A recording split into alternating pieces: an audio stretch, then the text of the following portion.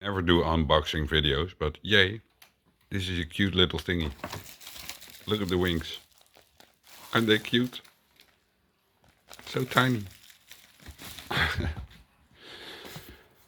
The fuse, everything pre-installed to just screw your FC or whatever in there.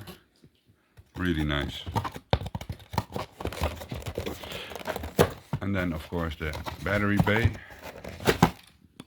with the rest of all the parts, motor mount, wire and stuff. There's even a pigtail already in there for your VTX.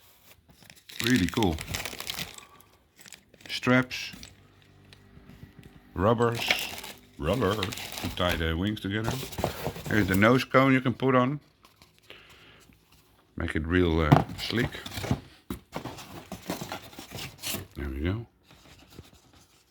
Oh, wait, I have to take this one out. Put this one on. Where is it?